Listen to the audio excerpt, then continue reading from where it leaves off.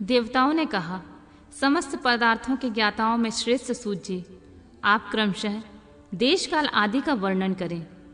सूत जी बोले, महर्षियों, देव यज्ञ आदि कर्मों से अपना शुद्ध ग्रह समान फल देने वाला होता है, अर्थात अपने घर में किए हुए देव यज्ञ आदि का शास्त्रोक्त फल से सम मात्रा में देने वाले होते हैं। गौशाला का स्थान घर की अपेक्षा 10 गुना फल देता है। जलाशय का तट उससे भी 10 गुना महत्व रखता है।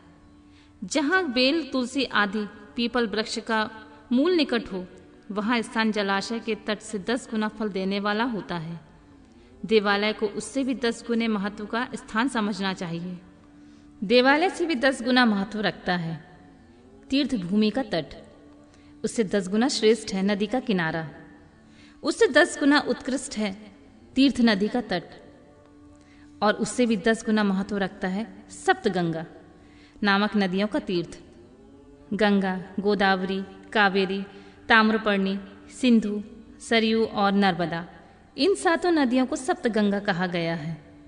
समुद्र के तट का स्थान इनसे भी 10 गुना पवित्र माना गया है, और पर्वत के शिखर का प्रदेश महासमुद्र से भी 10 गुना पावन है। सबसे अधिक महत्व वह स्थान जानना चाहिए जहाँ मन लग जाए। यहाँ तक देश का वर्णन हुआ है, अब काल का तारतम्य बताया जाता है।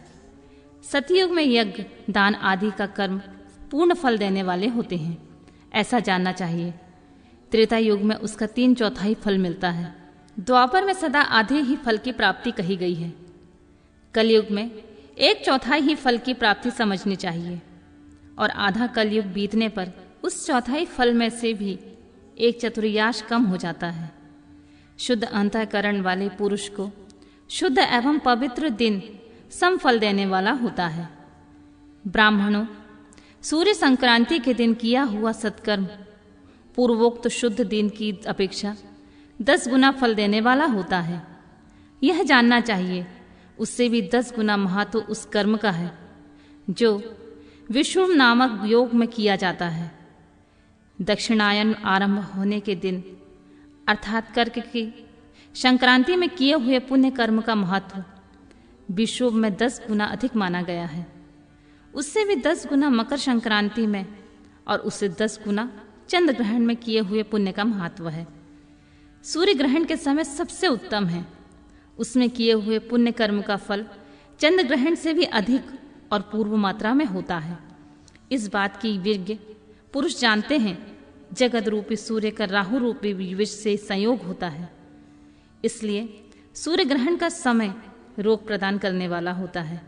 अतः उस विष की शांति के लिए उस समय स्नान, दान और जप करें।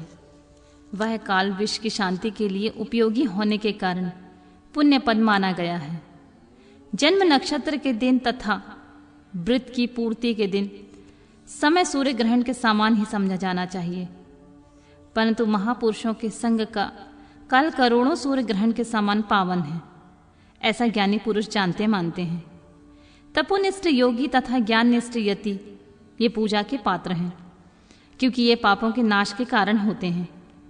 जिसने 24 लाख गायत्री का जप कर लिया हो, वह ब्राह्मण भी पूजा का उत्तम पात्र है। वह संपूर्ण फलों और भोगों को दान देने में समर्थ है। जो पतन से त्राण करता है, अर्थात नरक में गिरने से बचाता है, उसके लिए इसी गुण के कारण शास्त्र में पात्र शब्द का प्रयोग किया गया है। वह दाता का पातक से त्राण करने के कारण पात्र कहलाता है। गायत्री अपने गायक का पतन से त्राण करती है, इसलिए वह गायत्री कहलाती है। जैसे इस लोक में जो धनहीन है, जो दूसरों को धन नहीं देता, जो यहाँ धनवान है वही दूसरों को धन दे सकता है, उसी तरह जो स्वयं शुद्ध और पवित्र आत्मा है वही दूसरे मनुष्यों का त्राण या उद्धार कर सकता है। जो गायत्री का जप करके शुद्ध हो गया है वही शुद्ध ब्राह्मण कहलाता है। इसीलिए दान, जप, ओम और पूजा सभी कर्मों के लिए वही शुद्धि पात्र होता है। ऐसा ब्राह्मण ही दान और रक्षा करने की पात्रता रखता है। स्त्री हो या पुरुष, जो भी भूखा हो वही अन्नदान का पात्र है। जिसको जिस वस्तु की इच्छा हो उसे वह वस्तु बिना मांगे ही दे दी जाए तो उस दान का पूरा पूरा फल प्राप्त होता है। ऐसा महर्षियों की मान्यता है कि जो सवाल या याचना करने के बाद दिया गया हो वह दान आधा ही फल देने वाला होता है। अपने सेवक को दिया हुआ दान 1/4 फल देने वाला होता है। विप्रवरु जो जाति मात्र से ब्राह्मण है और दीनता पूर्वक वृत्ति से जीवन बिता रहा है, उसे दिया हुआ धन का दान दाता को इस भूतल पर 10 वर्षों तक भोग प्रदान करने वाला होता है। वही दान यदि वेद वेत्ता ब्राह्मण को दिया जाए तो वह स्वर्ग लोक में देवताओं की वर्ष से 10 वर्षों तक दिव्य भोग देने वाला होता है। शील और उच्च वृत्ति से लाया हुआ और गुरु दक्षिणा में प्राप्त हुआ अन्य धन शुद्ध द्रव्य कहलाता है। उसका दान दाता को पूर्ण फल देने वाला बताया गया है। क्षत्रियों का शौर्य से कमाया हुआ धन, वैश्यों का व्यापार से आया हुआ और शूद्रों का सेवा वृत्ति से किया प्राप्त हुआ धन उत्तम द्रव्य कहलाता है। धर्म की इच्छा रखने वाली स्त्रियों को जो धन पिता अथवा पति से मिला हुआ होता है उनके लिए वह उत्तम द्रव्य है। गौ आदि 12 वस्तुओं से चैत्र आदि 12 महीनों में क्रमशः दान करना चाहिए। गौ, भूमि, तिल, स्वर्ण, घी, वस्त्र, दान, गुड़, चांदी, नमक, कोहड़ा और कन्या, ये सभी 12 वस्तुएं होती हैं। इनमें गौदान से कायिक, वाचिक और मानसिक पापों का निवारण तथा कायिक आदि पुण्य कर्मों की पुष्टि होती है। ब्राह्मणों, भूमि का दान इंद्रलोक और परलोक की प्रतिष्ठा की प्राप्ति कराने वाला होता है। तिल का दान बलवर्धक और मृत्यु का निवारक होता है। सुवर्णा का दान जठर अग्नि को बढ़ाने वाला तथा वीर्यदायक होता है। घी का दान पुष्टिकारक होता है। वस्त्र का दान आयु की वृद्धि कराने वाला होता है, ऐसा जानना चाहिए। धान्य का दान अन्य धन की समृद्धि का कारण होता है। गुड़ का दान मधुर भोजन प्राप्ति कराने वाला होता है। चांदी के दान से वीर्य की वृद्धि होती है। लवण के दान षड्रस भोजन की प्राप्ति कराता है। सब प्रकार का दान सारी समृद्धि के लिए, सिद्धि के लिए होता है। विद्वान पुरुष कुष्मांड के दान को पुष्टिदायक मानते हैं। कन्या का दान आजीवन भोग देने वाला कहा गया है। ब्राह्मणों, वह लोक और परलोक में भी संपूर्ण भोगों की प्राप्ति कराने वाला होता है। विद्वान पुरुष को चाहिए कि जिन वस्तुओं के श्रवण आदि इंद्रियों से तृप्ति होती है उनका सदा दान करे। श्रोत आदि 10 इंद्रियों को जो शब्द आदि इस 10 विषय हैं उनका दान किया जाए तो वे भोगों की प्राप्ति कराते हैं तथा दिशा आदि इंद्रिय देवताओं को संतुष्ट करते हैं। वेद और शास्त्रों के गुरुमुख से ग्रहण करके गुरु के उपदेश से अथवा स्वयं ही बोध कराने के पश्चात जो बुद्धि का यह निश्चय होता है कि कर्मों का फल अवश्य मिलता है, इसी को उच्च कोटि की आस्तिकता कहते हैं।